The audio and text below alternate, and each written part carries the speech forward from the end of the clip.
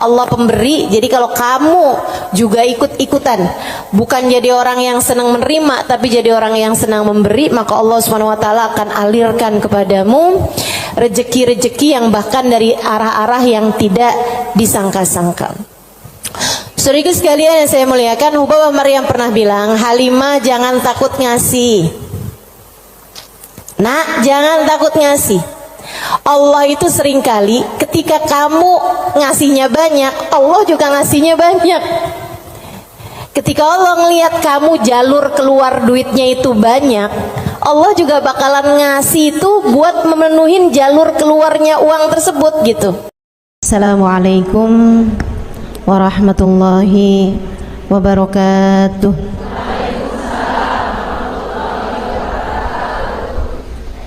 Alhamdulillah, wassalatu wassalamu ala Rasulillah Muhammad ibn Abdillah wa ala alihi wa sahbihi wa man wala. Subhanaka la ilma lana illa ma 'allamtana innaka antal alimul hakim. Rabbi syrah li sadri wa yassir li amri wahlul 'uqdatan min lisani yafqahu qawli, amma ba'du. Baik, sebelum kita mulai, kita akan baca niat belajar bersama-sama. Mudah-mudahan ilmunya nanti sekali lagi jadi ilmu yang manfaat buat kita sekalian. Bismillahirrahmanirrahim. Nawaitu ta'allum wa ta'lim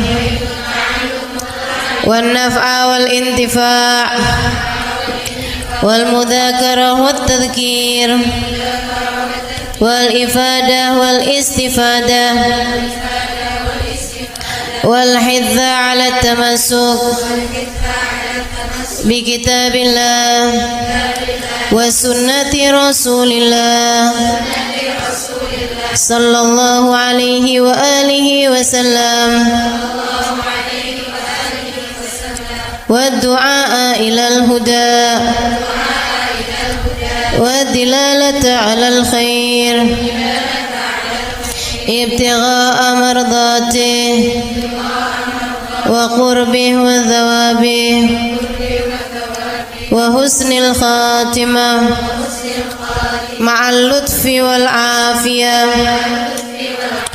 wa salahil aqibah birahmatika ya arhamar rahimin. ila hadratin Nabi Muhammad sallallahu alaihi wasallam wa alihi washabihi azwaji wa dzurriyyati wa ahli baiti wa sallimu jamil anbiya wal mursalin wal kulli ajma'in anna Allah yaghfir lahum wa yarhamhum wa ya'li darajatihim fil jannah wa yanfa'una barakatihim wa asrarihim wa anwarihim wa ulumihim wa nafaatihim fid din wa dunya wal akhirah. Al-Fatihah, baca bersama-sama. A'udzu billahi minasy syaithanir rajim. Bismillahirrahmanirrahim.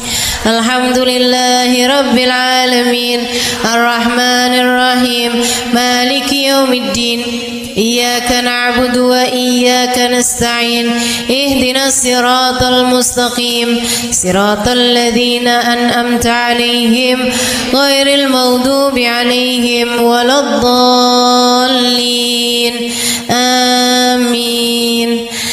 Taqabbalallahu minna wa minkum, taqabbal ya karim. Allah tuh mau ngasih rezeki sama orang nggak pakai ada hitung-hitungannya, gitu kan? Pokoknya itu urusan langit, udah bener-bener yang Allah bilang rizqukum fis samai wa ma tu'adun, kata Allah. Rezeki kalian sudah selesai aku atur dari langit. Rezeki kalian sudah selesai aku atur dari langit.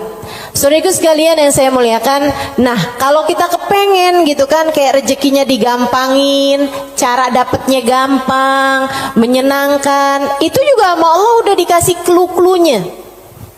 Salah satu cluenya adalah dengan rajin sedekah. Salah satu cluenya adalah dengan rajin memberi, bukan hanya sedekah. Sedekah itu untuk orang yang kita tahu memerlukan, tapi kalau memberi buat siapapun, termasuk kita ngasih sama orang yang kita sayangi, ngasih hadiah, begitu ya. Buat orang tua kita mampu, tapi kita seneng aja ngasih hadiah sama mereka gitu. Misalnya kita suka ngasih kepada saudara-saudari kita, kakak adik kita, walaupun kita tahu dia mampu, tapi misalnya kita habis jalan-jalan condet, kita beliin duku, udah nggak ada ya, kita beliin salak condet kan, dulu mah masih ada tuh, ingat tuh, gitu. Saudara sekalian yang saya muliakan, itu memperbanyak rezeki, mempermudah rezeki, mempermudah jalurnya rezeki yang sudah Allah Subhanahu wa taala bagikan kepada kita, teman-teman saya sekalian. Nah, ini saya ingat ucapan Hubabah Maryam Al-Haddar, guru saya almarhumah. Beliau itu orang paling dermawan yang pernah saya kenal. Pasti ada banyak orang-orang dermawan, tapi orang paling dermawan yang saya kenal Hubabah Maryam Al-Haddar. Saudara sekalian, beliau tuh kalau bepergian bisa jadi lupa bawa uang buat belanja, lupa bawa uang buat apa, tapi nggak pernah lupa bawa uang buat sedekah. Karena memang ini orang satu senengnya ngasih luar biasa. Siapapun aja dia kasih. Anak-anak ketemu dia kasih, orang tua ketemu dia kasih. Dan dari Hubabah Maryam tuh saya juga jadi ngerti bahwa ternyata semua orang suka dikasih. Subhanallah loh. Semua orang tuh seneng aja dikasih gitu. Walaupun dia orang mampu sekalipun gitu ya, tapi kalau dikasih tuh kok seneng aja gitu. Betul nggak? Ini yang katanya Nabi Muhammad, tahadau tahabu. Saling beri hadiahlah kalian, maka kalian akan semakin saling sayang, semakin saling cinta. Makanya para ibu mesti yang besar hati buat selalu bisa ngasih sama anak-anaknya, para istri ngasih buat suaminya, begitu kan ya, saudara ngasih buat saudaranya, dan seterusnya gitu. Itu memang adalah bagian dari kita pengen cari ridha Allah SWT. Irhamukillah dengan cara memberi tersebut itu ya, ngambil sifatnya Allah SWT. Allah tuh mu'ti, Allah pemberi. Jadi kalau kamu juga ikut-ikutan, bukan jadi orang yang senang menerima, tapi jadi orang yang senang memberi, maka Allah SWT akan alirkan kepadamu rezeki-rezeki yang bahkan dari arah-arah yang tidak disangka-sangka. Saudara sekalian yang saya muliakan, Hubabah Maryam pernah bilang, Halimah jangan takut ngasih. Nak, jangan takut ngasih. Allah itu seringkali ketika kamu ngasihnya banyak, Allah juga ngasihnya banyak. Ketika Allah ngelihat kamu jalur keluar duitnya itu banyak, Allah juga bakalan ngasih itu buat memenuhin jalur keluarnya uang tersebut gitu.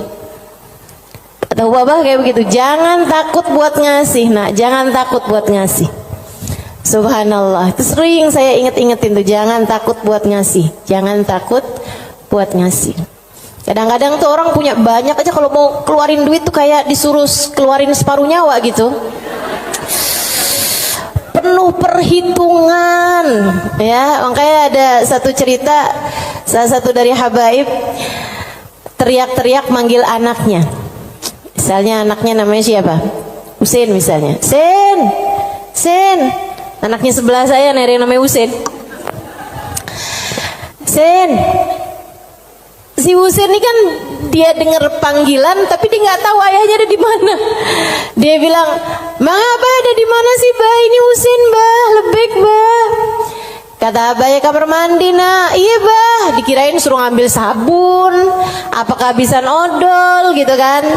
Sen, tolong ambilin duit Abah, nak. Ada di gesper Abah warna hijau. Iya sih. Habaib-habaib kita suka punya gesper warna hijau. Gespernya habaib tuh ya. Jadi gespernya dipakai bukan buat celana panjang, tapi buat sarung. Ada yang tahu nggak? Anak-anak zaman sekarang nggak pada tahu nih, nggak seru ah.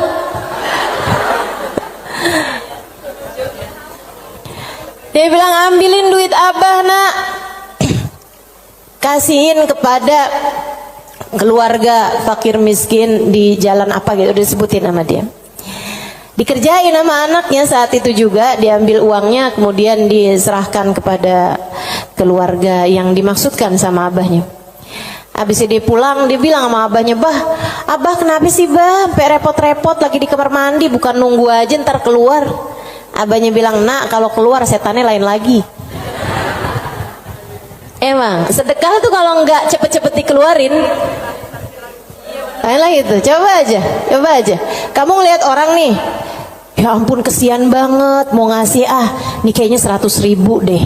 Misalnya gitu, kita inget nih dompet kita ada 100 ribuan gitu kan. Pas kita buka dompet, tapi banyak juga loh orang kayak gitu. 50.000 aja apa ya? Gitu. Kelihatan ada duit yang hijau 20 ribuan. Terakhir keluarnya berapa? 5.000. Ada yang pernah begitu? Mana orangnya? Saya.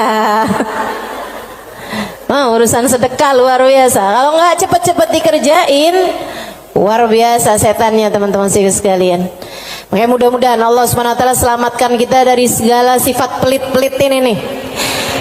Baik itu yang namanya syuh ini udah pelit yang banget pelitnya, ataupun bakhil orangnya ya. Kalau yang tadi atas syuh orangnya namanya syahih. Kalau yang kedua nih bakhil, yaitu orang yang pelit sama apa yang dia punya, ama yang jadi miliknya dia mau ngeluarinnya tuh penuh dengan perhitungan. Dan gayahnya, puncaknya orang pelit yang kayak beginian nih, puncaknya pelit adalah dia ampe berusaha untuk bisa yang wajib-wajib pun jadi nggak wajib. Gimana caranya gitu? Kayak bayar zakat gitu kan, mikir-mikir mau bayar zakat harta 2,5% dari harta kita di akhir tahun. Itu kan kalau mau dicari-cariin jalannya biar nggak keluar zakat, bisa teman-teman, bisa. Terutama nih orang-orang kayak saya nih, belajar fikih kelamaan, belajar fikihnya lama, saya tahu persis cara mengelabui hukum Islam. Tetapi teman-teman saudaraku sekalian, ilmu ini walaupun saya mengetahuinya, saya tidak akan mengamalkannya buat diri saya pun juga buat orang lain. Kenapa gitu? Kamu sedang mengelabui siapa? Bukankah Allah Maha tahu segalanya? Kamu mau nih gimana caranya biar duit saya nih nggak saya zakatin? Oh, kamu begini. Misalnya gitu ya. Sekedar dirubah bentuk duitnya itu. Jadi tanah, jadi rumah, kan zakatnya setahun lagi. Bisa aja kayak begitu. Akan tetapi teman-teman saudaraku sekalian, sekali lagi ini pengelabuhan urusan dunia. Tapi kalau urusan di hadapan Allah Subhanahu wa taala, Allah tahu segalanya. Allah paham niatmu, mau deket haul, mau deket waktunya wajib mengeluarkan zakat, kamu beli tanah biar duit kamu berubah jadi tanah untuk menghindarkan kewajiban zakat. Allah paham betul urusan apa yang ada di dalam hatimu itu. Jadi janganlah sok-sokan cari-cari. Mungkin ada pendapat lain yang bikin ini jadi nggak wajib, misalnya gitu kan? Ada aja, bisa aja teman-teman saudaraku sekalian. Orang yang belajar fikih bertahun-tahun itu akan ngerti caranya hal-hal yang seperti itu. Tapi tentu saja kita tidak akan mengamalkannya, sebab yang kita cari bukanlah pandangan manusia, yang kita cari bukanlah hukum dunia, akan tetapi yang kita cari adalah yang di sisi Allah Subhanahu wa ta'ala. Saya jadi ingat sama Syaiban. Ini yang dianggap sama Imam Syafi'i sebagai salah satu guru-gurunya Imam Syafi'i. Imam Syafi'i satu hari ditanya sama muridnya Imam Ahmad bin Hanbal, siapa aja guru-gurumu tuan? Sebutin sama Imam Syafi'i, fulan bin fulan, fulan bin fulan, fulan bin fulan. Kata Imam Syafi'i, Syaiban Ar-Ra'i. Siapa? Syaiban Ar-Ra'i. Kok saya nggak pernah dengar ya yang satu ini? Imam Syafi'i itu orang pinter, saudaraku sekalian, sangat pinter. Nih saya ceritain kecerdasan, kepandaian Imam Syafi'i. Imam Syafi'i itu kalau mau ngafal halaman 276, 277-nya ditutup dulu. Kenapa gitu? Karena kalau saya kelihatan suka ikutan masuk juga. Kecerdasan jenis apa itu coba? Ini kayaknya udah tingkat langit ke-7 nih cerdasnya nih. Itu bisa-bisanya gitu. Saya kalau mau ngafalin halaman misalnya 276, saya baca berulang-ulang, itu pun juga masih belum apal-apal gitu kan. Besokannya lagi saya ulang lagi, besokannya lagi saya ulang lagi juga gitu. Karena kalau nggak diulang-ulang ntar kayak suka gampang lupa nggak sih? Saudaraku sekalian yang saya muliakan, ini buat ibu-ibu sih kayaknya nggak relate deh. Kita nih kadang-kadang baca surat Al-Kafirun aja bu, ujungnya nggak ke bawah-bawah. Bismillahirrahmanirrahim. Qul ya ayyuhal kafirun la a'budu ma ta'budun wa la antum a'biduna ma a'bud wa la ana a'budu ma battum wa la antum a'biduna ma a'bud wa la ana a'budu ma battum wa la antum. Mana dia nih ujungnya nggak kena-kena. Imam Syafi'i hafal Quran di usia 7 tahun seperti kita hafal surat Al-Fatihah sekarang. Kita hafal surat Al-Fatihah kan nggak kebalik-balik tuh.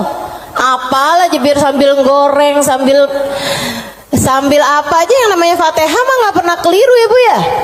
Nah itu Imam Syafi'i hafal Al-Quran 30 juz kayak kita hafal surat Al-Fatihah sekarang. Disampaikan oleh guru kami Sayyidil Habib Umar bin Hafid.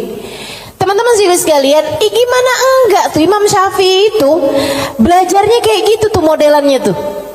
Dulu Imam Syafi'i itu orang sangat nggak punya teman-teman. Imam Syafi'i itu duduk di majelisnya Imam Malik. Itu beliau pertama hadir duduknya di luar aja, nggak dicatat, dengerin aja. Karena nggak istilah katanya nggak ikutan bayar sekolahnya, jadi dia di luar gitu kan. Satu waktu habis selesai murid-murid pada keluar, gurunya nih ngeliatin si anak ini dipanggil sama gurunya gitu.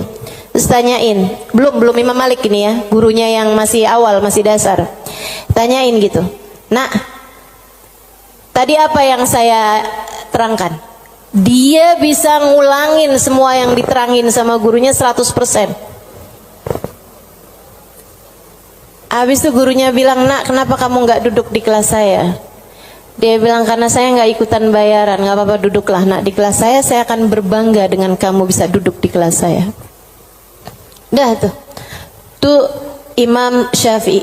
Kalau mau ngafalin halaman sebelah, halaman yang sesudahnya tuh ditutup dulu sama beliau, karena gampang banget masuk, asal kelihatan kelebetan udah langsung masuk.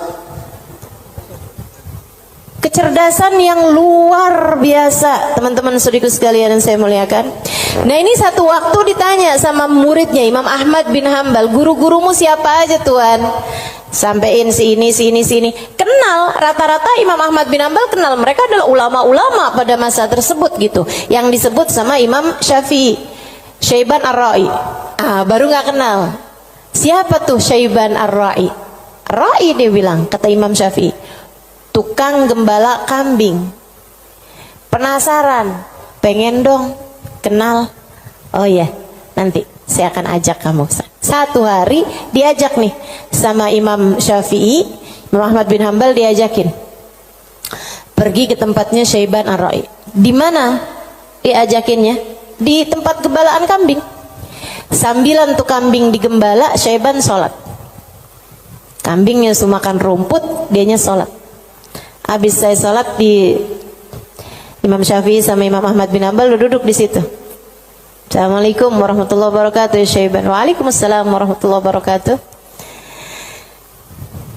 Syaiban, saya nih datang kemari nih, katanya Imam Ahmad bin Hambal, karena Imam Syafi'i waktu saya tanya salah satu gurunya, dia menyebutkan dirimu, hai Syaiban.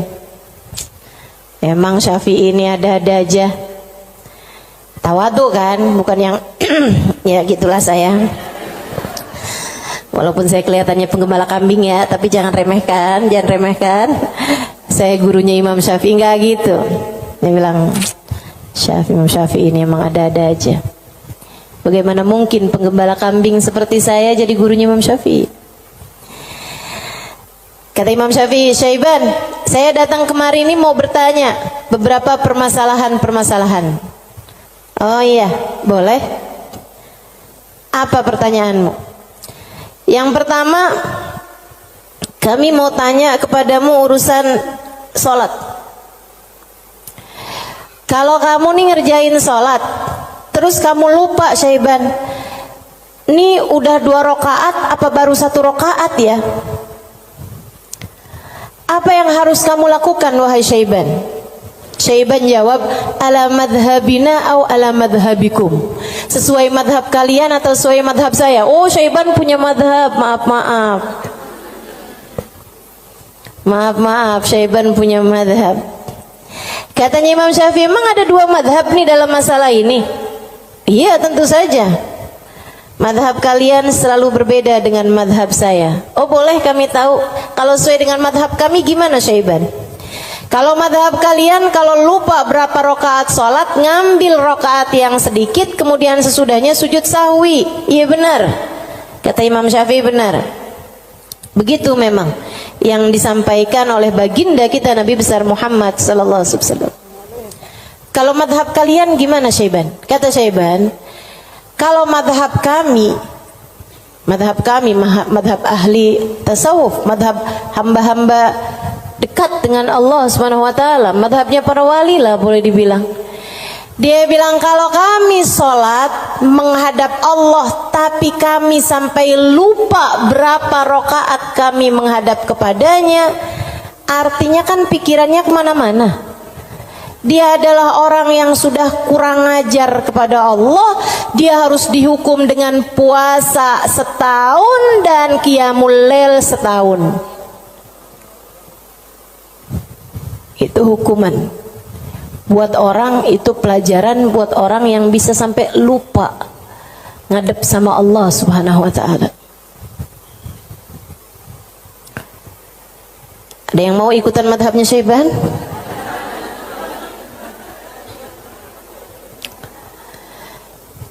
Oke.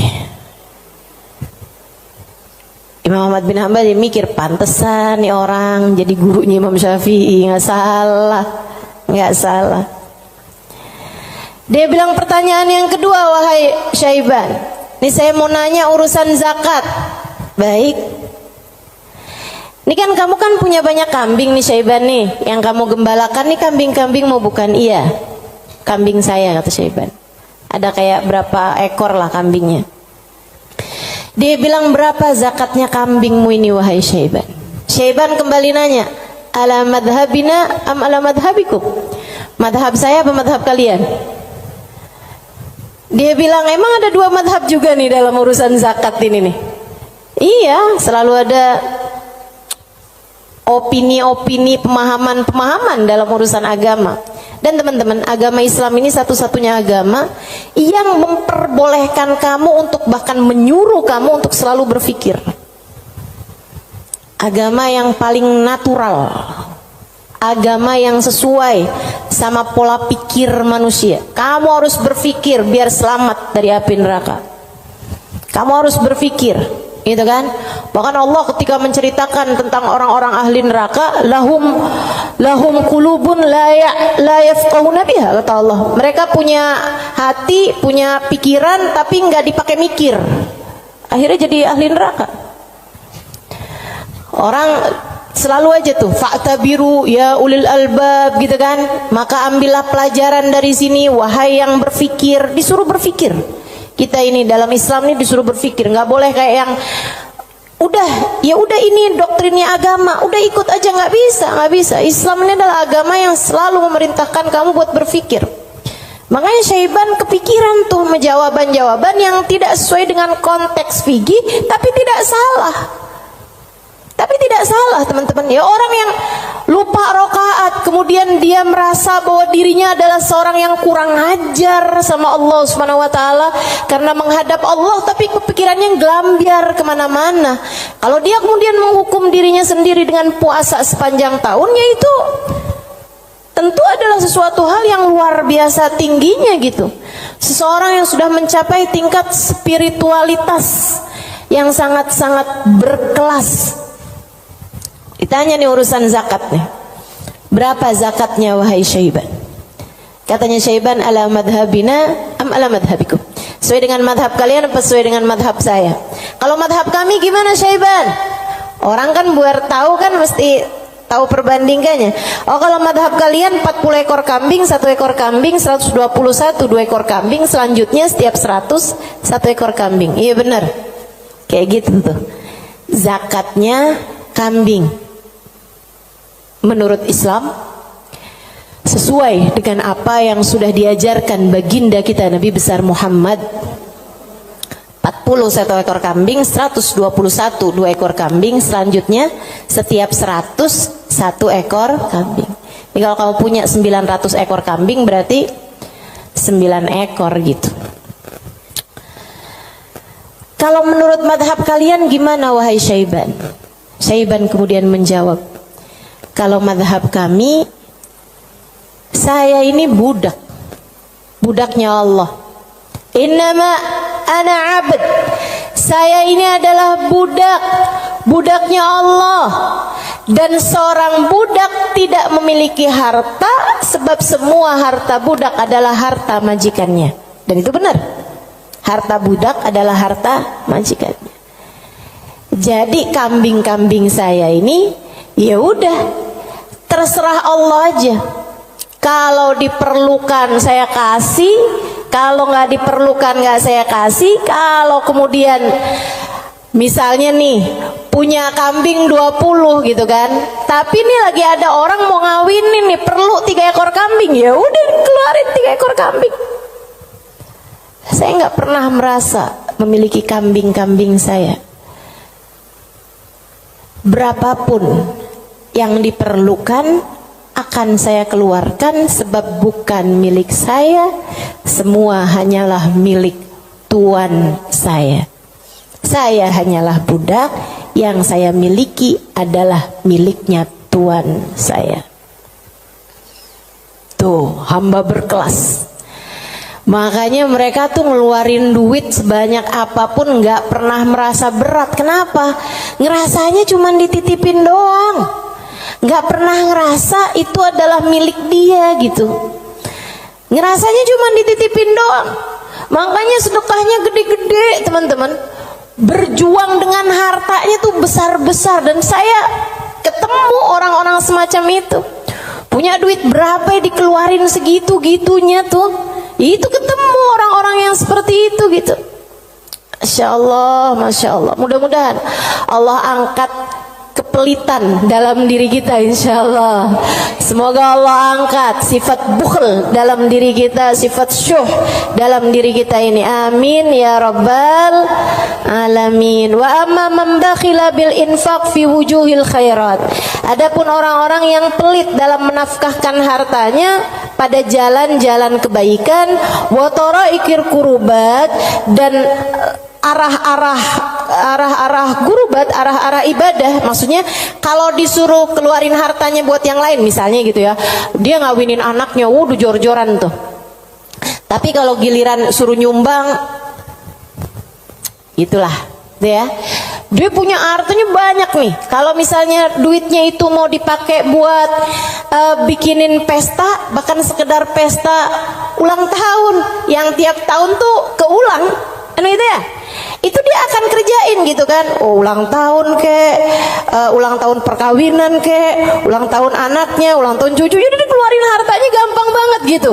Tapi giliran bikin maulid dong, ini kan lagi bulan maulid, udah banyak kok yang bikin maulid. Ya kalau gitu nyumbang deh buat orang yang bikin maulid, udah banyak yang nyumbang buat bikin maulid gitu. Jadi kalau urusannya yang kebaikan-kebaikan gitu kan, tuh ada pondok pesantren tuh lagi susah, oh ya udah deh ntar aneh sampein deh sama orang itu tuh, orang itu kaya tuh, banyak tuh duitnya tuh. Dia lupa kalau duitnya juga banyak. Ada orang-orang yang kalau jalan-jalan yang lain dia royal, dia biasa aja gitu, ngeluarinnya nggak berat. Tapi di saat dia suruh ngeluarin untuk jalan-jalan kebaikan, dia ngerasa berat. Yang kayak begini, ma'at tamakkun min dzalik, padahal dia mampu untuk melakukan itu, fahaluhu ahwan min halil ladzi qabla, keadaan dia masih lebih mending daripada keadaan orang-orang yang di atasnya, yang syuh atau yang yang syahih atau yang bakhil tuh ya. Yang atasnya itu sampai dengan yang wajib-wajib aja dia nggak mau keluarin. Kalau yang ini yang wajib sih dia keluarin sih. Yang wajib dia keluarin. Cuman kalau yang sunnah-sunnah gitu, kayak nyumbang-nyumbang, ngasih-ngasih sama orang, gitu-gitu dia tar dulu deh, duit saya juga nggak segitu banyaknya gitu kan.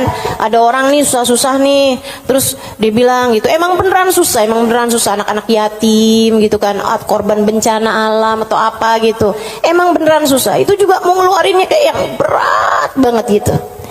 Yang kayak beginian gimana nih? Ahwan minal ladzi qabla, mendingan sih daripada yang sebelumnya. Sebutnya apa? Wa yusamma bakhilan aidan, disebut juga orang bakhil juga. Li'annahu qad adharal mal wa laqiba fi imsaki, karena dia mendahulukan harta untuk dirinya sendiri dan dia senang buat pegangin hartanya. Wa bakhila bi badlihi fi ma huwa arfa' lahu wa anfa' inda rabbih minad darajatil ula wal khairatil baqiyah fid daril akhirah. Karena dia itu kan bakhilnya itu menyalahkan sesuatu yang dia rasa lebih bermanfaat. Kalau dia disuruh nyumbang nih, kayak dia akan mikir yang daripada saya nyumbang, mendingan juga buat sekolah anak aja nih dulu.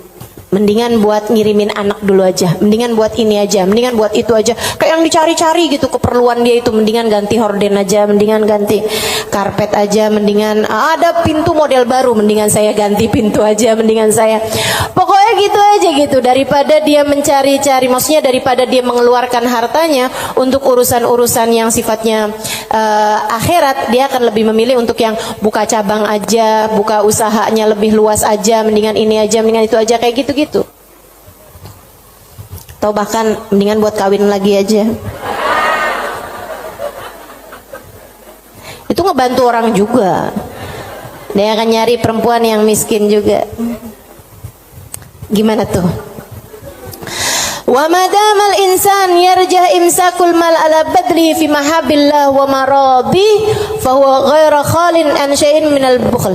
Dan sesiapa orang, selagi seseorang itu masih lebih mendahulukan, masih lebih mementingkan megang hartanya daripada menyerahkannya di jalan yang diridhoi Allah dan yang dicintai Allah, maka artinya orang tersebut belum kosong dari sifat pelit. Artinya dia masih punya sifat pelit dalam dirinya. Uang kamu nih antara kamu serahkan buat beli sesuatu duniawi, sama kamu serahkan buat kepentingan akhirat, kamu ringanan mana? Ya kita masih lebih ringan untuk urusan-urusan dunia kita kan, betul nggak? Atau untuk antara kamu keluarkan di jalan Allah dengan kamu tabung, kamu masih beratan mana? Ya beratan ngasih lah. Kalau buat nabung kan ya buat diri kita sendiri, itu investasi masa depan, harus kita pikirkan juga kan. Ah itu berarti kata Imam Ghazali, Imamul Haddad, sini Imamul Haddad yang bilang ya, bukan saya ya. Berarti dia ya memang masih pelit juga. Kamu masih pelit. Selagi antara uang kamu pakai buat tabungan sama uang kamu serahkan untuk jalan-jalan kebaikan, kamu masih memilih untuk nabung. Berarti ini kayaknya kita semua masih pelit lah ya. Udah kita sepakatin aja dah.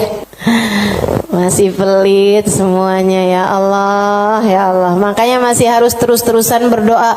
Allahumma inni a'udzubika minal ajzi wal kasal wa'ud. Allahumma inni a'udzubika minal hammi wal hazan wa a'udzubika minal ajzi wal kasal wa a'udzubika minal jubni wal bukhl wa a'udzubika min ghalabatid dain wa qahrir rijal. Itu masih harus terus-terusan kita baca teman-teman, tiap hari, tiap pagi kita baca doa itu. Ya Allah, beri kami hidayah untuk bisa ringan tangan dalam memberi, enggak terus-terusan pelit sama apa yang kami miliki ya Allah. Wala yakunul insan jawadan sakhiyan hatta yakuna badlul mal fi mahabbillah arjah inda wa ahab ilaih min imsaki. Dan seseorang itu belum bisa disebut dermawan, belum bisa disebut sakhi, belum bisa disebut orang karim, orang dermawan sampai dia merasa bahwa menyerahkan uang di jalan Allah lebih dia sukai daripada menabung, daripada pegang duit itu, daripada dia nggak ngasihnya di jalan Allah gitu. Kalau kamu ngerasa masih ngasih itu lebih berat daripada kamu pegang, nah itu berarti kamu masih pelit. Tapi kalau kamu ngerasa ada yang ngasih lebih kamu sukai daripada kamu pegang, gitu ya, itu berarti kamu adalah seseorang yang dermawan. Udah jadi tambah jauh aja nih kita nih. Fa'lam dzalik wa'mal alaih. Ketahuilah hal ini dan amalkanlah, wallahu yatawalla hudak. Semoga Allah Subhanahu wa taala memberikan petunjuk kepadamu. Amin ya rabbal alamin. Wa minal muhlikat, dan salah satu dari sifat-sifat yang dapat menghancurkan seseorang, salah satu dari sifat-sifat penghancur amal ibadah seseorang, salah satu dari sifat-sifat yang dapat meluluh lantakkan dirimu, menurunkan nilaimu di mata Allah Subhanahu wa taala adalah al-ghurur, sifat ghurur, tertipu. Apa tuh tertipu? Wa makna, arti tertipu adalah an yulabbisul insan ala nafsih. Dia bikin samar kepada dirinya sendiri, wa yuriyahal umur ala khilafi ma hiya alaih. Dia memperlihatkan kepada nafasnya, kepada dirinya, ala khilafi ma hiya alaih, tidak sesuai dengan fakta yang ada. Wadhalik lidu'fi basiratihi 'ala din, dan yang seperti ini adalah karena lemahnya pemahamannya, basirahnya. Basirah itu pandangan hati, lemahnya pandangan hati dia fiddin, dalam urusan agama, wa qillati ma'rifatihi bihaqaiqi, dan sedikitnya pengetahuan dia dengan hakikat-hakikatnya agama, walijahli li afatil a'mal wa mawaqidi syaitan, dan karena yarhamukillah banyak bener sih, ada gak? Walijahlihi, dan karena ketidakfahaman dia biafatil a'mal, dengan penyakit-penyakitnya amal, wa makaidi syaitan, dan tipu dayanya syaitan, walighalabati hawa nafs alaih, dan karena menangnya hawa nafsu menghadapi dia, wa rukunihi ila amaniha wa khuda'iha, dan karena tenangnya dia dengan angan-angannya dirinya sendiri serta tipu dayanya dirinya sendiri. Waqad qala Allah taala, dan Allah Subhanahu wa taala telah menyampaikan muhadziran li ibadihi minal ghurur, memberi peringatan kepada hamba-hambanya tentang bahayanya ketertipuan ini. Kata Allah Subhanahu wa taala, ya ayyuhan nas inna wa'dallahi haq, wahai sekalian manusia, sesungguhnya janji Allah itu benar. Fala taghurranakumul hayatud dunya, janganlah kehidupan dunia menipu kalian, wala taghurrannakum wala yaghurrannakum billahil ghurur, dan janganlah ghurur, tipu daya, menipu kalian dari Allah Subhanahu wa taala. Wa qala ta'ala fi wasfi ba'dil mughtarrin, dan Allah Subhanahu wa taala telah mensifati sifatnya orang-orang yang tertipu dengan firman Allah Subhanahu wa taala dalam akhir surat Al-Kahfi, alladzina dhalla sa'yuhum fil hayatid dunya wa hum yahsabuna annahum yuhsinuna sun'a. Mereka adalah orang-orang yang sesat jalan mereka di dunia, akan tetapi mereka menyangka bahwasanya mereka telah berbuat banyak kebaikan-kebaikan dunia. Banyak banget nih. Nanti Imam Ghazali, Imam Al-Haddad akan menerangkan tentang mereka-mereka ini. Wa qala ta'ala, dan Allah Subhanahu wa taala juga menyampaikan, walakinnakum fatantum anfusakum wa tarabbastum wartabtum wa gharratkumul amani hatta jaa amrullah wa gharrakum billahil ghurur. Ini ayat sebelumnya sangat indah sekali nih teman-teman. Sebentar saya akan bukakan. Kata Allah Subhanahu wa taala, walakinnakum fatantum anfusakum, akan tetapi kalian telah menipu diri-diri kalian sendiri, wa tarabbastum, dan kalian menunda-nunda, wartabtum, dan kalian merasa ragu, wa gharratkumul amani, dan kalian tertipu dengan angan-angan kalian sendiri, hatta jaa amrullah, sampai datang ajal menjemput kalian, wa gharrakum billahil gharur, dan kalian telah tertipu, dan tipu daya telah menipu kalian dari Allah Subhanahu wa taala. Al-Hadid ayat 14. Al-Hadid ayat 14.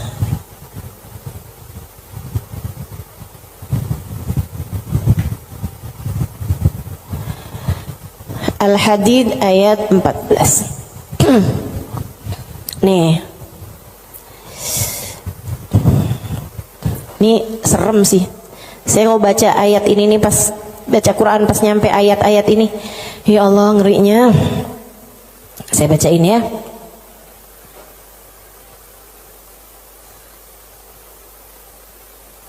Dari mana ya enaknya nih ya? Dari ayat 11 deh. Al-Hadid dari ayat 11. A'udzu billahi minasyaitonir rajim. Man dzalladzi yuqridullaha qardan hasana fayudha'ifahu lahu wa lahu ajrun karim. Kata Allah, siapa di antara kalian yang mau menghutangi Allah? Ini Allah nih dari taunya orang-orang tuh ama hartanya tuh medit banget, pelit banget, sampai Allah bilang, kamu di saat sedekah, kamu nggak lagi ngasih buat orang, kamu lagi ngasih hutangan kepadaku, kata Allah. Kamu lagi ngasih tuh, kamu lagi ngasih hutang sama aku, kata Allah. Man dzalladzi yuqridullaha qardan hasana, siapa yang menghutangi Allah dengan hutangan yang bagus. Hutangan yang bagus tuh ada orang miskin dikasih, ya, ada orang yang kepengen sekolah, nggak mampu sekolah, kamu sekolahkan. Ada janda-janda yang kepengen usaha nggak punya modal, kamu modalin, gitu kan. Ada orang tua-tua yang emang udah nggak bisa lagi usaha, kamu berikan nafkah bulanan kepada mereka gitu. Ada yang lagi ngebangun misalnya pondok pesantren atau masjid yang memang tidak akan kembali berupa keuangan ya, maksudnya secara langsung gitu kan. Nah itu semuanya ini disebut sebagai jalan-jalan kebaikan. Allah menyebutnya sebagai qardhan hasana, hutangan kepada Allah. Kenapa Allah bahasanya sampai pakai utang? Dan yang hutang itu Allah, kayak Allah tuh lagi yang tenang, utang, aku akan bayar. Dan aku kalau bayar nggak main-main, aku lipat gandakan minimal 10 kali lipat. Dan teman-teman, saya sih nggak tertarik sama urusan 10 kali lipat. Kamu sedekah balik 10 kali lipat, saya nggak terlalu tertarik sama itu. Saya tertarik sama sesuatu yang kita nggak bisa beli pakai uang, yang kita nggak bisa beli pakai uang. Itu yang lebih membuat saya tertarik ketika bersedekah. Maksudnya gini nih, kalau misalnya kayak kalau kamu ngasih 100.000, Allah bakal gantikan dengan 1 juta, 10 kali lipat kan. Saya nggak terlalu tertarik sama yang begituan. Saya lebih tertarik kalau kamu kasih 100.000, Allah akan berikan kepadamu Halimah sesuatu hal yang bahkan kamu nggak bisa belinya dengan uang. Dan itu nyata teman-teman. Kamu nggak bisa beli kesolehan anakmu. Mau beli di mana? Mau beli di mana? Kamu pergi cari apapun, kamu nggak bisa beli kesolehan anakmu. Kayak apa rasanya kamu bangun di waktu malam, terus kamu lihat, kok kamar anak saya nih lampunya masih nggak gelap semuanya ya. Biasanya kalau tidur dia gelap semua. Kamu buka pelan-pelan kamar anakmu, karena memang kamu udah bilang sama anakmu untuk kalau tidur jangan dikunci misalnya gitu. Kamu buka kamar anakmu dan di sanalah kamu lihat di jam 2 malam, jam 3 malam dia sedang bersimpuh di atas sajadahnya. Kamu bisa beli di mana hal kayak begituan? Saudariku sekalian yang saya muliakan, kamu punya anak-anak hatinya baik-baik. Bahkan kamu punya suami hatinya menyayangi kamu dengan tulus, bisa beli di mana? Kamu memutuskan untuk pakai skincare, pasang filler, kamu udah sulam alis, sulam bibir, kamu bahkan mungkin oplas, nambahin tingginya hidung, belum tentu bikin hati suamimu sayang padamu, betul? Beli di mana tuh rasa sayangnya suami kepada seorang istri? Belinya sama Allah Subhanahu wa taala. Sebab Allah yang menggerak-gerakkan hati manusia. Saudaraku sekalian yang saya muliakan, Allah tuh kalau kamu kasih hutangan sama Allah Subhanahu wa taala, kamu sedekahkan hartamu di jalan Allah Subhanahu wa taala, Allah bisa bayar kamu dengan hal-hal yang gak bisa kamu beli pakai uang. Keberkahan kehidupan, kesolehan hati anak-anak, rasa sayang, rasa cinta di hati suamimu kepadamu, hati yang damai, kehidupan yang tenang, hati yang bahagia dalam taat pada Allah Subhanahu wa taala. Bahkan hidayah, inayah, taufik dalam dirimu, teman-teman saudaraku sekalian. Gimana caranya mau beli? Kamu bisa bangun di waktu malam, kemudian 2 rakaat, 4 rakaat, 6 rakaat kamu mengerjakan ibadah pada Allah.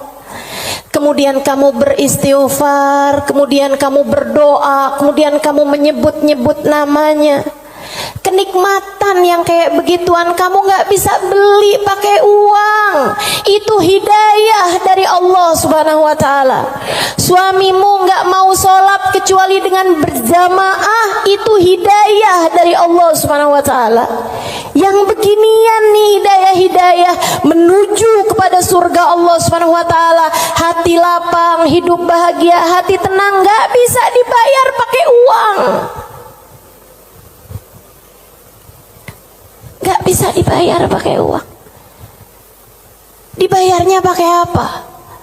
Yang bisa mengerjakan adalah Allah. Maka hutangi Allah. Allah bisa membayarnya dengan itu semua. Karenanya saya sampaikan teman-teman, saya gak tertarik sama yang kalau kamu sedekah balik 10 kali lipat. Kalau kamu keluarin, kamu jual motor, kamu kasih sedekah, kamu dapat Avanza. Enggak, saya gak tertarik, mohon maaf. Bukan karena saya nggak tertarik sama pemberian Allah, tapi pemberian Allah yang masih bisa dibeli dengan uang, itu adalah pemberian-pemberian yang tidak berkelas. Allah bahkan memberinya kepada orang paling kafir di atas muka bumi sekalipun. Tapi kesolehan hati anak-anakmu, kesolehan hati suamimu, kesolehan dirimu sendiri, Allah kasih hidayah buat kamu bangun di waktu malam membaca beberapa ayat Al-Quran.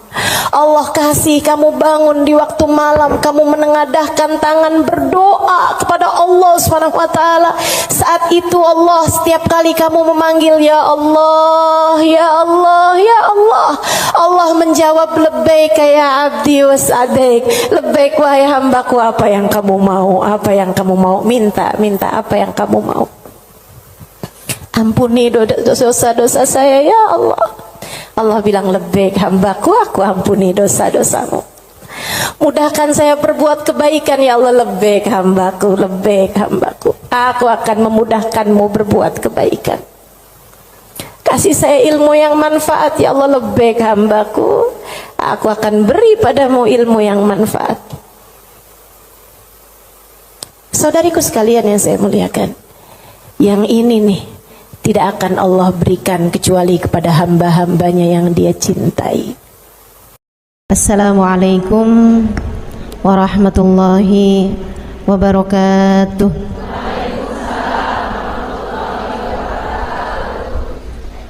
Alhamdulillah, wassalatu wassalamu ala Rasulillah Muhammad ibn Abdillah wa ala alihi wa sahbihi wa man wala. Subhanaka la ilma lana illa ma 'allamtana innaka antal alimul hakim.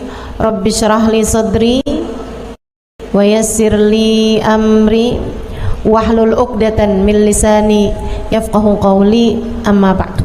Baik, sebelum kita mulai, kita akan baca niat belajar bersama-sama. Mudah-mudahan ilmunya nanti sekali lagi jadi ilmu yang manfaat buat kita sekalian. Bismillahirrahmanirrahim. Nawaitu ta'allum wa ta'lim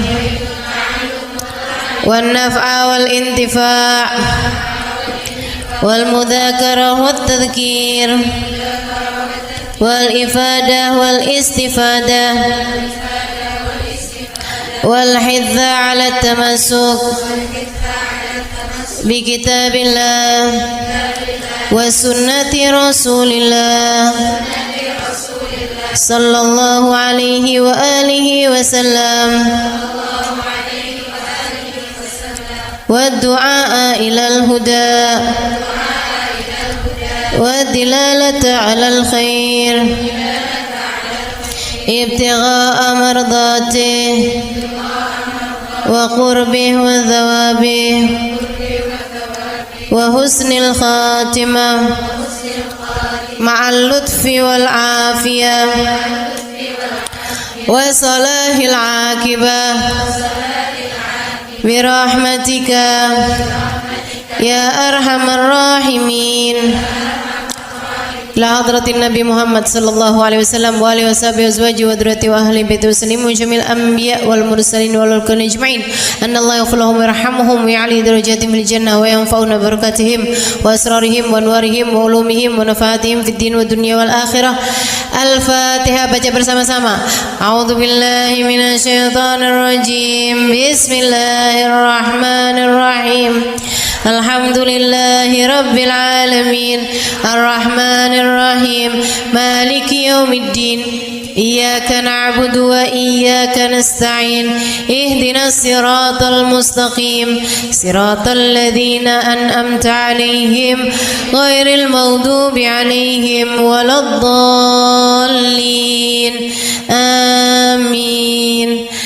Taqabbalallah minna wa minkum, taqabbal ya karim. Warraghba fid dunya, sementara rakus ambisi terhadap dunia, tukathirul ham, bikin banyak sumpah, wal hazan, dan bikin banyak kesedihan. Bikin sedih badan kita, bikin sedih hati kita, bikin sumpek dan bikin akhirnya jadi berpenyakit ya badan kita ini. Ar-raghbah fid dunya. Wal batalah, sementara batalah, kalau di situ diartiin apa batalah? Nganggur ya, benar. Cuman bahasa yang enak apa ya?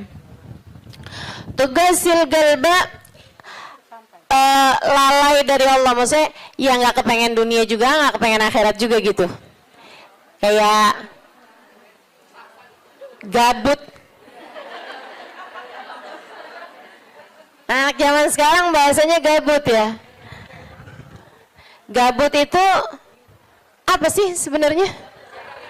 Nggak ada kerjaan gitu kan? Itu kayak ada singkatan nggak butuh gitu kali ya dari itu ya. Nggak ngapa-ngapain gitu, pengangguran aja gitu, nggak jelas. Wal batalah tuh terlena, nganggur gitu kan, tidur mulu gitu, luntang lantung. Nah, ada orang luntang-lantung gitu kan. Dibilang luntang-lantung, dibilang lantung-luntang. Tugasil galba, bikin keras hati. Bikin keras hati. Nganggur itu penyakit bahaya memang. Bahaya. Wa qala alaihi salatu wassalam, dan bersabda pula baginda Nabi besar Muhammad, Naja awwalu hadhil umma bizzuhdi wal yaqin. Awal umat ini terselamatkan dengan zuhud wal yakin, dan dengan keyakinan yang kuat.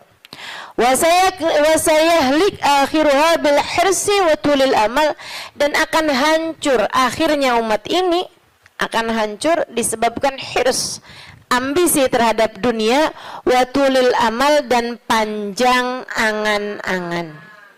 Wa ma warada minal ayati wal akhbar wal athar fi dammid dunya wa dammil muhibbina laha warraghibina fiha wa dammil hirsi 'alaiha kharijun anil hasr.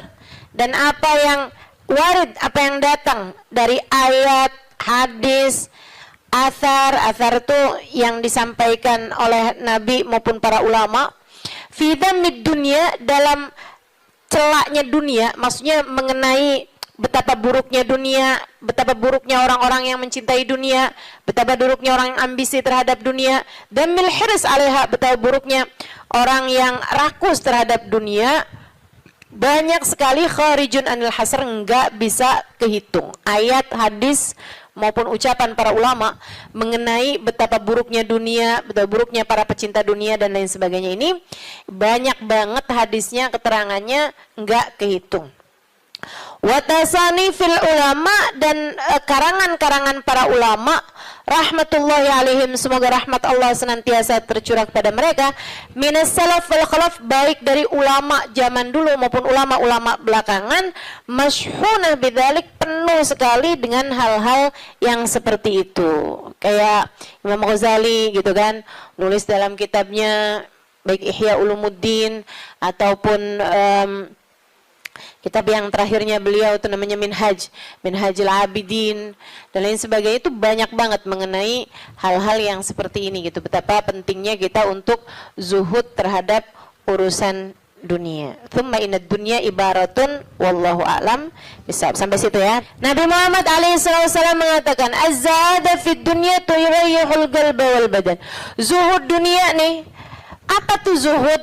Zuhud itu teman-teman tidak mengharapkan kesenangan dunia dari Allah sekalipun ya, enggak minta gitu, enggak seneng gitu sama kesenangan dunia dari Allah.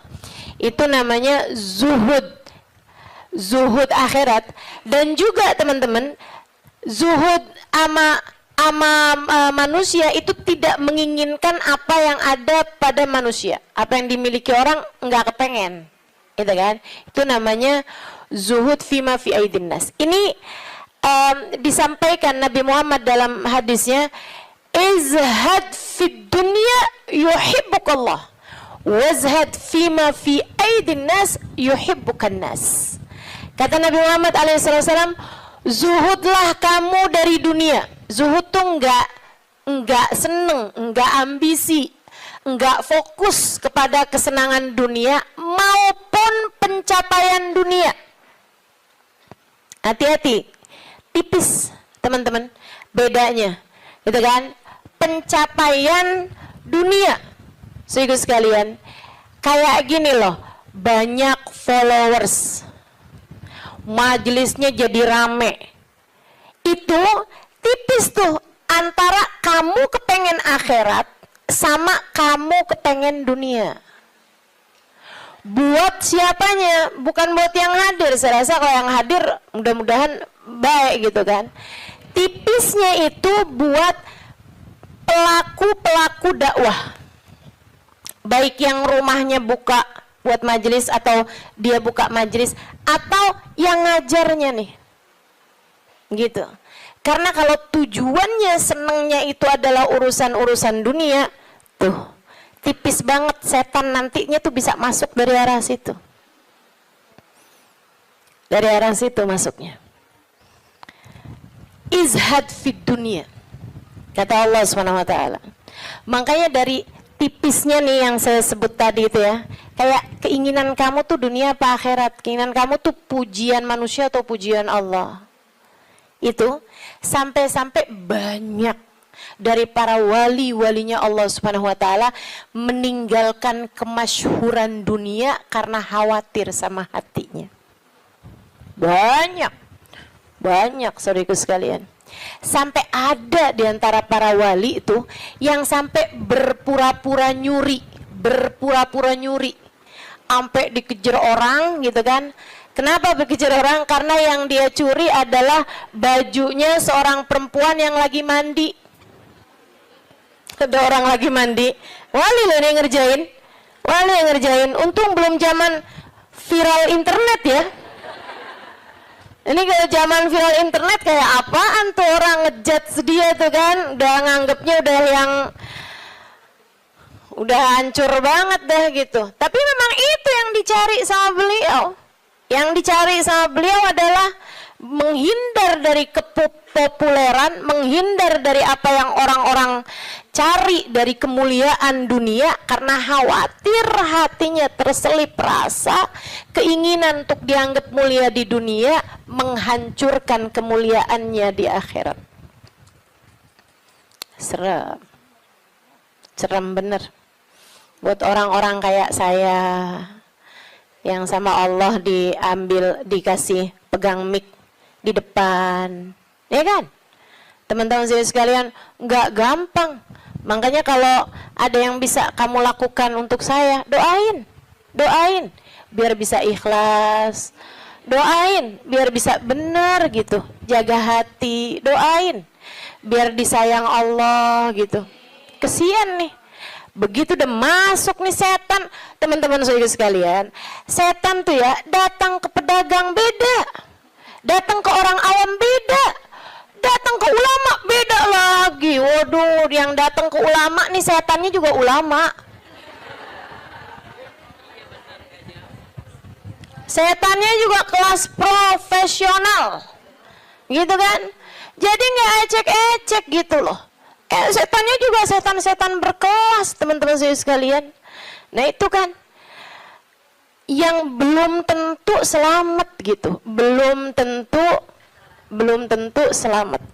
Masya Allah. Ada tuh zamannya Imam siapa ya, ada Imam Ghazali cerita dalam Ihya-nya. Kita suka ketawa-ketawa tuh dengerin cerita Imam, maksudnya kalau baca ceritanya Imam Ghazali yang begitu-begituan. Kata Imam Ghazali dalam Ihya-nya tuh, ada orang atau di Minhaj ya, wallahu a'lam, pokoknya salah satu kitabnya Imam Ghazali lah. Imam Ghazali cerita, ada orang dia itu ulama, teman-teman. Cuman ulamanya itu masih suka yang ya gitulah, masih ada kesenangan dunianya. Senang sama popularitas, senang sama dimuliain orang, senang sama ini sama itu. Ada satu ulama khomul. Ulama yang lain nih, ulama yang nggak seneng namanya terkenal, nggak seneng, dia nggak seneng sama urusan begituan, urusannya antara dia sama Allah, tapi ilmunya luar biasa.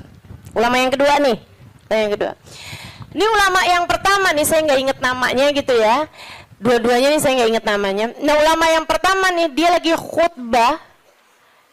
khutbah Jumat, teman-teman saya sekalian, dia ngomong sesuatu yang dinisbatkan kepada ulama yang kedua yang nggak senang keterkenalan apa ini, teman-teman. Dia ngomong bahwa saya pernah dengar kayak, kan ada orang-orang itu ya Allah, mudah-mudahan Allah bersihkan hati kita semuanya nih ya.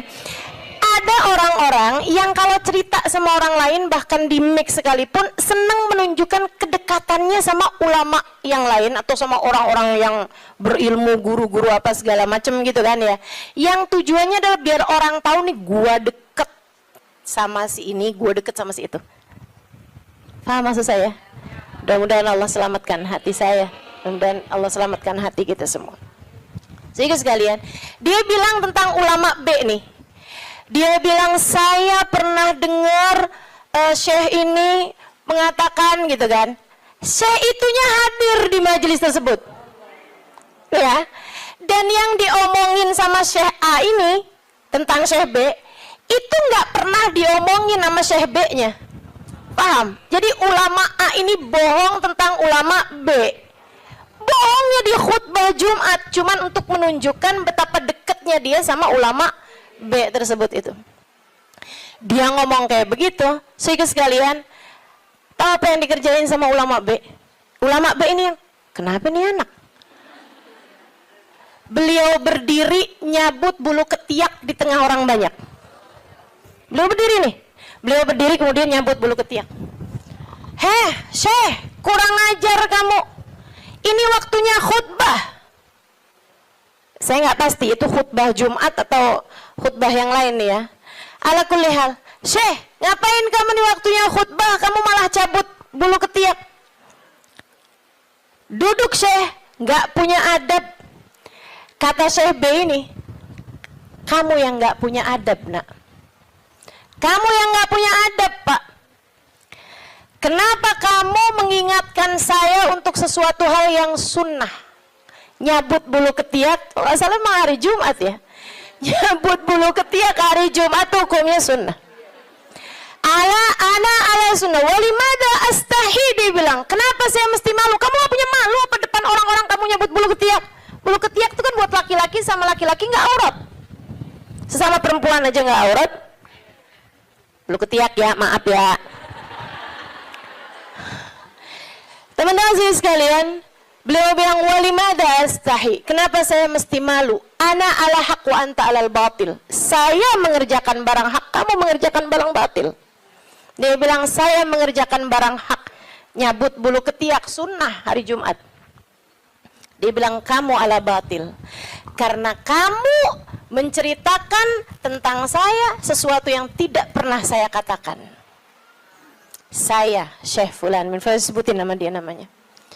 Ya Allah, merah padam mukanya. Seram teman-teman, seram. Ya gitulah. Kadang-kadang tuh sampai tipis banget keinginan dakwah atau keinginan pamer. Tipis.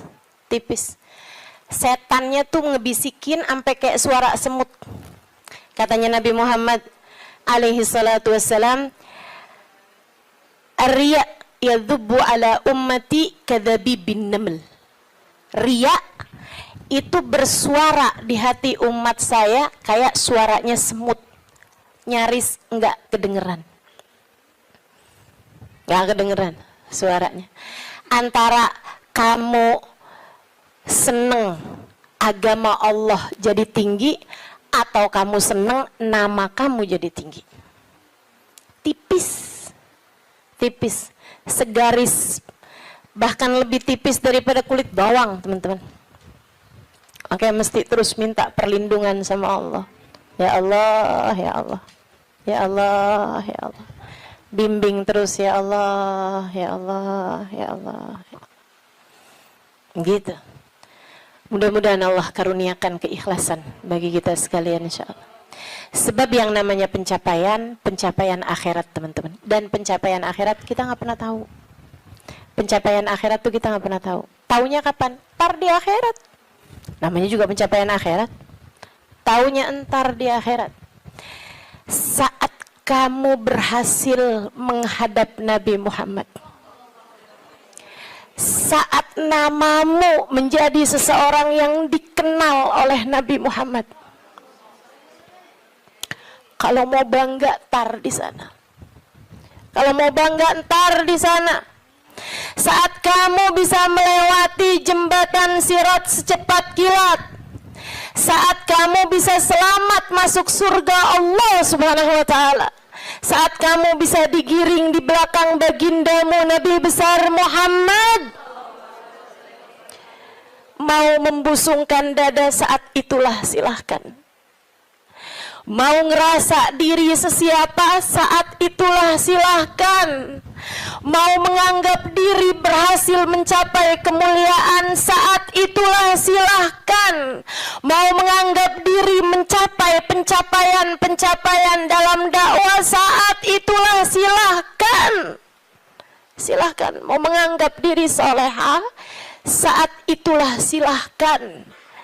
Jika sampai namamu dipanggil oleh Nabi Muhammad, jika sampai kamu diperkenankan bersalaman dengan Nabi Muhammad, jika sampai Nabi Muhammad berkata raditu biki, aku ridho kepadamu, saat itulah silakan melayang-layang teman-teman.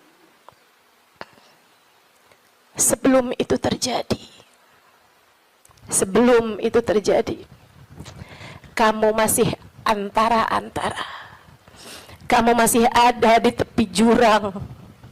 Selagi itu belum terjadi, kamu masih ada di persimpangan jalan antara dinaikkan kepada Allah atau dihancurkan oleh Allah Ta'ala.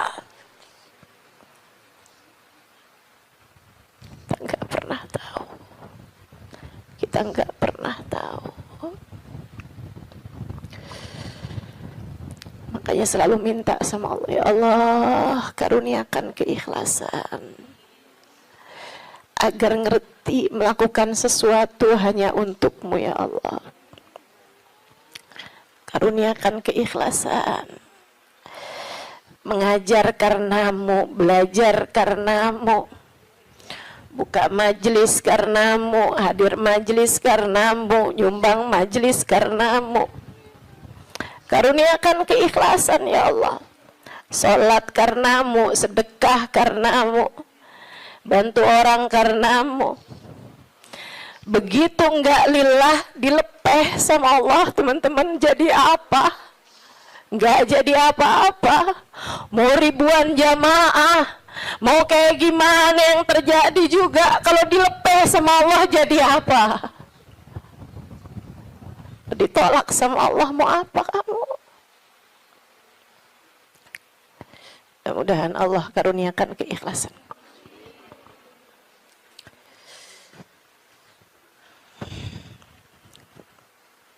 Az-zahada fid dunya, zuhud di dunia, zuhud dunia, ngarepnya cuma Allah semata. Izhad fid dunya, yuhibbukallah. Kalau Allah lihat hatimu nggak punya ketertarikan sama dunia, Allah cinta padamu.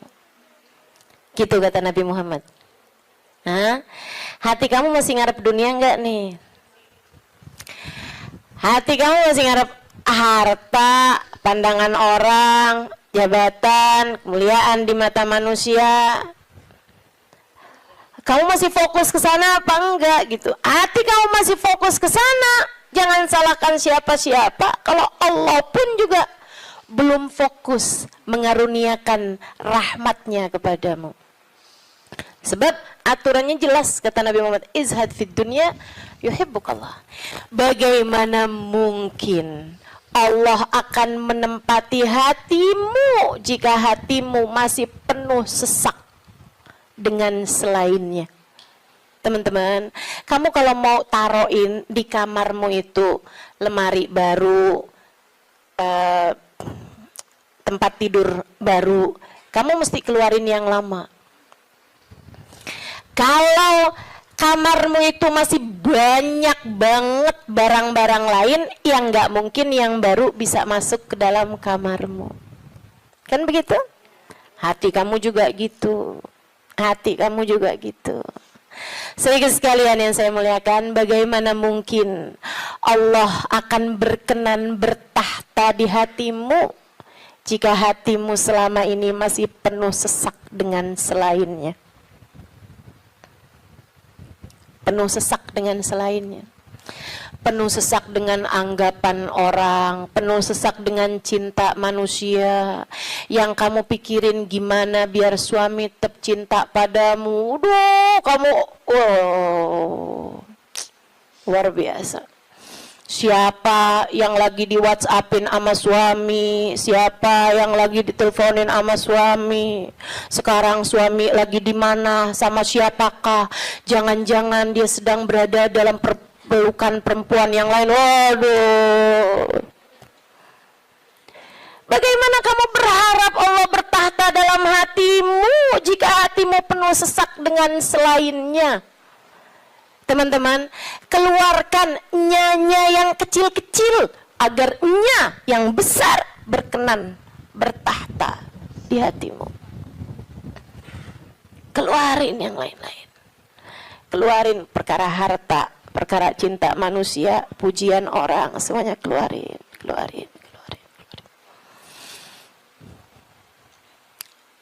Jangan selalu nanya apa yang saya inginkan, apa yang saya ingin kerjakan. Tapi selalu bertanya, apa yang Allah inginkan, apa yang Allah mau saya kerjain. Terus gitu. Hidup belajar terus insya Allah. Izhad fi dunia, kata Allah. Kalau Allah lihat hati kamu kosong dari mencintai dunia, Allah akan bertahta di dalamnya. Allah akan cinta kepadamu, teman-teman. Yuhibbukallah, kamu akan dicinta sama Allah kalau begitu. Wazhad fima fi aidin nas yuhibbukan nas. Kamu pengen dicintai sama orang, cintai disenengin sama manusia, seenggaknya gitu punya teman-teman baik, punya kawan-kawan baik gitu. Orang nggak jauh dari kamu itu juga nggak apa-apa, bagus. Caranya katanya Nabi Muhammad, izhad fima fi aidin nas. Zuhudlah kamu dari apa yang dimiliki sama orang. Jangan selamitan, jangan kepengen apa yang dipunya sama orang. Orang nggak seneng loh kalau kita tuh kayak yang, ih bagus, mau dong. Nggak seneng, teman-teman. Ustazah kerudungannya cakep-cakep, Ustazah boleh nggak buat saya? Misalnya gitu. Saya ngomong sama Ustazah Khadijah. Tuh ya. Nggak bagus, teman-teman. Nggak bagus. Dan itu kamu nggak akan disenengin sama orang kalau caramu kayak gitu tuh. Minta aja nggak disenengin sama orang, apalagi ngambil. Kan ya? Udah pasti tuh orang nggak seneng. Orang itu, teman-teman, punya banyak sekalipun gitu kan, kalau diminta tuh, kecuali para wali-walinya Allah, kecuali para orang-orang lain itu mah tingkatannya, ya kan. Tapi kalau diminta tuh nggak seneng itu juga gitu. Walaupun mintanya nggak yang dengan bahasa-bahasa yang ini gitu, terus terang, tapi kayak bahasa sindiran gitu kan.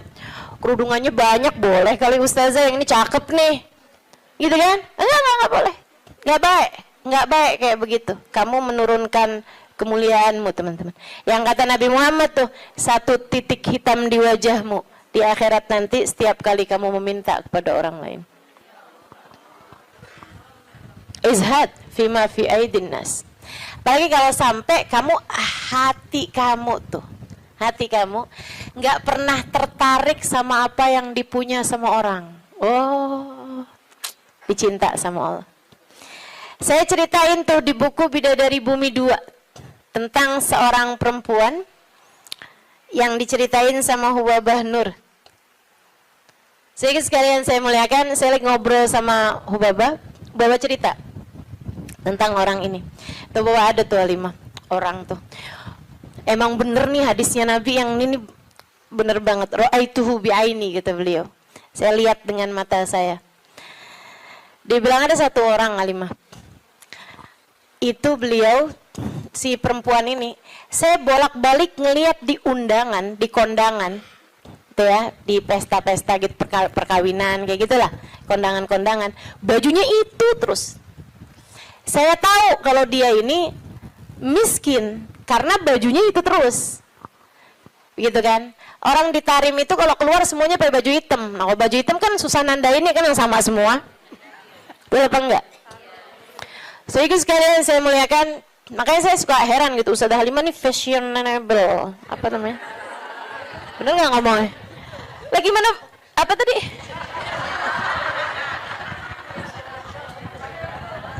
Gimana ngomongnya? Itu dah, pokoknya itu dah. Lah orang saya tiap hari pakai hitam. Begitu ya. So itu sekalian. Nah ini kan kalau keluar mah agak susah ditandain karena kan semuanya hitam gitu. Tapi kan kalau pas kondangan tuh, orang sana itu kalau kondangan dalam ruangan semuanya perempuan, mereka dandan, mereka pakai baju gitu kan, pakai baju yang berwarna-warni ya, pakai baju warna-warni. Nggak ada yang pakai baju hitam tuh, nggak ada yang pakai baju hitam. Saya waktu enggak, dulunya nggak tahu gitu kan, saya pakai baju hitam aja gitu masuk. Buka, waduh gimana nih mau buka ya? Habisannya terus udah ngerti gitu lama-lama. Jadi teman-teman, kata Hubabah, orang ini kalau kondangan baju itu mulu. Akhirnya saya punya niat, kalau nanti saya keluarin baju, saya panggil tuh orang. Saya cari tahu dan dia nih rumahnya ini apa, keluarganya siapa gitu, saya paham, saya tahu tempatnya, karena Tarim tuh kecil, kota kecil, ya, semua orang memang saling kenal satu sama lain. Akhirnya dia bilang, kata Hubabah, waktu saya datang baju-baju yang baru-baru, ada orang ngasih ini apa segala macam, yang lama-lama saya keluarin. Hubabah tuh begitu teman-teman, ngajarin kepada kita jangan sampai yang aduh penuh banget, kamu masuknya iya keluarnya kagak gitu kan. Ada yang masuk, ada yang keluar. Akhirnya mau Hubabah baju-baju yang lama-lama tuh dikeluarin, bagus-bagus tentu aja ya, dan semua orang juga seneng dapat bajunya Hubabah gitu kan. Jangan terus minta, jadi kepikir nih, berangkat ke Tarim meminta baju mau Hubabah. Tentu berkah kan ya, tentu berkah, tapi ya sekali lagi jangan minta. Subhanallah teman-teman, kalau nggak minta tuh, kalau mintanya mau ntar kasih. Jadi kepikir ya, mau minta sama Allah, nggak usah yang gitu-gitu juga, mau minta sama Allah tuh pahala aja, udah pasti enak. Teman-teman sih sekalian, akhirnya Hubabah itu ngeluarin baju-baju beliau, ada setumpuk lah gitu. Beliau panggil tuh orang perempuan itu, panggil sama Hubabah. Dia seneng banget, dan memang miskin banget teman-teman. Bajunya cuma itu aja, buat kondangan itu, buat keluar itu, buat sholat itu gitu. Dia cuma segitu itu bajunya gitu. Baju sholat kayak mau kena gitu, tuh ya. 2, kalau 1 dicuci kan ada gantinya gitu. Terus baju keluar dia gitu, baju hitam 1, terus baju hari-harinya dia kayak daster gitu buat di rumah, 2 potong 2 biji gitu, tuh 1-nya lagi baju buat kondangan. Udah gitu aja, simple hidupnya. Jadi sekalian dipanggil tuh perempuan sama Hubabah. Kata Hubabah, saya habis ngeluarin baju-baju nih, silahkan kamu pilih yang mana yang kamu mau, sisanya tolong bagiin, kamu yang bagiin gitu, sama siapa yang kamu mau deh gitu. Di depan Hubabah nih, majelis nih, dia bilang, oh gitu Hubabah, Masya Allah Hubabah, Masya Allah, mudah-mudahan Allah berkahi Hubabah, mudah-mudahan doain panjang lebar gitu. Saya pikir orang alhamdulillah ya, saya memberi kepada orang yang tepat nih gitu. Orangnya seseneng itu gitu dikasih baju. Makasih Hubabah, makasih. Mudah-mudahan Allah tambahin Hubabah, mudah-mudahan doa apanya. Habis itu dia sama 1. Wah, ini cocok nih buat ponakan saya nih. Kata, wah, ini cocok nih buat teman saya sih itu. Kata lagi, oh cocok nih buat adik saya nih, ini cocok nih buat tangga saya, ini cocok. Sampai habis semuanya, nggak ada satupun yang buat dia. Kata Hubabah, begitu semuanya buat orang lain tanpa ada satupun yang buat orang tersebut, ya Allah, 5 saat itulah saya jatuh cinta padanya. Bener banget yang Nabi Muhammad bilang, izhad fima fi aidin nas yuhibbukan nas. Ketika kamu tidak tertarik sama apa yang dipunya sama manusia lain, sama orang lain, justru manusia akan cinta padamu. Manusia ini memang unik. Allah tuh seneng kalau ada orang seneng sama apa yang dimiliki sama Allah, Allah seneng. Allah tuh diminta seneng. Allah itu kalau ada orang tertarik sama apa yang ada pada Allah, surga, gitu kan? Itu kan yang Allah janji-janjikan kan? Allah tuh kalau ngelihat orang tertarik ke surga, tertarik sama hisab yang mudah, tertarik ke perjumpaan dengan Allah, Allah malah senang teman-teman. Manusia nih justru kebalik. Manusia tuh kalau ada orang tertarik sama apa yang dia punya, malah nggak demen. Terutama perempuan, kalau ada orang tertarik sama suaminya, dia nggak demen banget tuh.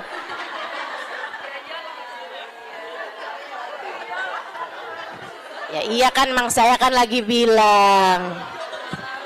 Allah kan nggak gitu. Allah punya kekasih namanya Muhammad. Kalau ada orang tertarik sama Nabi Muhammad, Allah seneng banget. Allah cinta banget, ya kan? Tapi kita kan nggak gitu. Kita punya tas. Kalau ada orang tertarik sama tas kita, boleh dong. Nggak demen kita. Betul. Kita lagi makan nih, terus ada yang kayaknya enak tuh yang di piring. Boleh nggak perkedelnya buat saya aja? Gedek apa seneng? Gedek teman-teman, nggak seneng. Kesel kita. Gitu, emang manusia tuh kayak gitu. Sama apa yang dia punya, orang lain tertarik, dia nggak senang. Dia nggak senang. So itu sekalian yang saya muliakan. Katanya Ubabah, begitu dia tidak tertarik sama apa yang saya punya, bahkan sama sesuatu yang udah saya bagiin, udah saya kasih sama dia, dia nggak tertarik terhadap dunia, saya jatuh cinta sama dia. Masya Allah. Saya langsung masuk lagi ke kamar, saya ambil baju yang saya sayangi, yang saya sukai, saya lipat bagus-bagus, saya kasihin sama dia, saya bilang yang ini untuk kamu, saya minta tolong sama kamu, pakailah baju ini buat kamu, saya nyari berkah dari kamu. Saya pengen dapat berkah kamu, tolong pakailah baju saya ini untuk kamu. Ubabah nyampe tolong-tolong sama dia. Masya Allah. Tuh saudariku sekalian, orang tuh bisa mulia kayak gitu tuh. Jadi yang memuliakanmu tuh bukan harta. Sebagaimana yang sering saya sampaikan padamu, kemuliaanmu tidak ada pada harta, kemuliaanmu tidak ada pada tahta, jabatan, kemuliaanmu tidak ada pada rupa, kecantikan, enggak gitu ya. Kemuliaanmu tidak ada bahkan pada ilmu, kemuliaanmu tidak ada pada ibadahmu juga enggak. Teman-teman saya sekalian, ibadah mah kita kerjain aja. Tapi bukan berarti kamu udah ibadah terus kamu jadi mulia, enggak gitu juga. Kemuliaanmu ada pada Allah Subhanahu wa taala. Allah berikan kepada siapapun yang Dia kehendaki.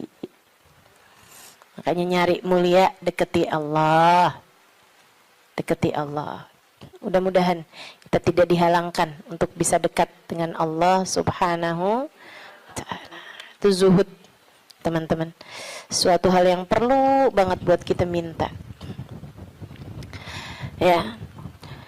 Katanya Imam Ghazali, kalau buat zuhud kayak zuhudnya orang-orang dulu, kayak zuhudnya para sahabat, oh kamu nggak sanggup tuh. Kamu nggak sanggup. Menjadikan semuanya buat Allah, kayak yang saya ceritain kemarin tentang Syaiban Ar-Ra'i. Semua kambing milik Allah Subhanahu wa taala. Dimauin sama Allah, kita kasihin. Begitu kan? Kita nggak benar-benar punya, katanya Syaiban. Ini kalau mau zuhud-zuhud kayak orang-orang dulu gitu rada berat, teman-teman. Akan tapi kata Imam Ghazali, buat kalian ada dua aja dah zuhudnya. Gimana tuh Imam? Zuhud buat kalian dua aja. Yang nggak punya jangan tertarik, yang nggak punya jangan minta, jangan tertarik, jangan nggak ada urusan, gitu ya. Sama yang barang yang kita nggak punya, sama perkara yang kita nggak punya, kamu nggak usah minta, kamu nggak usah tertarik. Yang ada jangan dinikmati sendirian. Dunia yang kamu punya jangan dinikmati sendirian, bagi kepada yang lain. Yang kamu nggak punya nggak usah minta. Bahkan kepada yang punya, yaitu Allah Subhanahu wa taala. Yang kamu nggak punya nggak usah tertarik gitu. Ustazah, jadi kita minta sama Allah pun juga nggak usah Ustazah. Ya kalau kamu nggak sanggup minta sama Allah aja lah. Begitu kan? Minta sama Allah. Jangan sampai minta sama orang. Jangan minta sama suami. Teman-teman saya suka, Ustazah serius nih nggak minta sama suami. Ih, saran saya begitu. Kalau kamu mau ikut saya, saran saya begitu. Saya alhamdulillah sampai sekarang kayaknya hampir nggak pernah minta sama suami. Alhamdulillah. Ya Ustazah kan ada duitnya banyak. Ya sekarang duit saya banyak teman-teman. Sekarang duit saya banyak. Ini saya ceritain ya, sekedar tahaddusan bin ni'mah. Sekedar tahaddusan bin ni'mah. Saya itu pulang dari Tarim teman-teman, nggak kenal duit. Saya itu kenal dari Tarim, itu bolak-balik, pergi-pergi kemana-mana kagak bawa duit. Masya Allah. Sampai suami sih ketawain saya dulu. Pernah gitu satu waktu, saya pergi majelis. Teman-teman pasti nggak tahu tuh, zaman saya belum terkenal. Tahun 2003, tahun 2002 gitu kan. Saya pernah ada majelis maulid. Banyak dulu majelis maulid yang saya hadir nggak diminta bicara, banyak. Saya berulang kali hadir di Al-Hawi nggak diminta bicara. Ya hadir aja nggak apa-apa. Kenapa emang? Kita ngarep berkah teman-teman. Ustazah kalau sekarang hadir di Al-Hawi nggak diminta bicara, hadir apa enggak? Ya hadir lah. Beberapa tahun yang lalu juga saya hadir di Kuitang nggak diminta bicara, nggak apa-apa. Kenapa emang? Kenapa emang? Lah kenapa kamu yang